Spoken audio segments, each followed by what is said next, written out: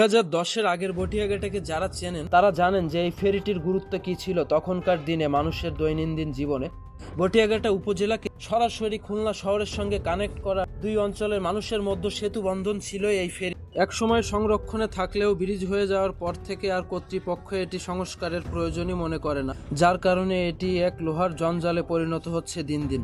দেখতে পাচ্ছেন বটিয়াঘাটা নদীর তীরে ধীরে ধীরে পলিমাটিতে জমে এর প্রত্যেকটি জিনিসই অকেজো হয়ে যাচ্ছে। পল্টনগুলোতে এসেছে ময়লা, জং এবং খসে খসে পড়ছে বিভিন্ন অংশ। যেন যে ফেরিটি একসময় সগৌরবে হাজারো যানবাহন পার করত প্রত্যেক দিন, হাজারো কর্মব্যস্ত মানুষকে তার গন্তব্যের দিকে পৌঁছে দিত, কিন্তু তার কপালে আজ জুটছে শুধু অবহেলা। দেখুন কিভাবে পরিত্যক্ত এবং ধ্বংসাবশেষে পরিণত হচ্ছে প্রতিনিয়ত এটি।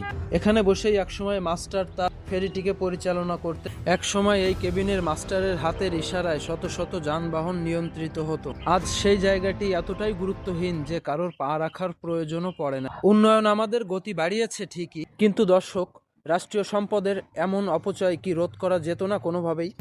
এই ধ্বংসপ্রাপ্ত ফেরিটির জন্য আসলে কে দায়ী? পরিবর্তন নাকি কর্তৃপক্ষের চরম অবহেলা? অবশ্যই আপনার মতামতটি কমেন্টে আমাদের জানাবেন। ধন্যবাদ সবাই।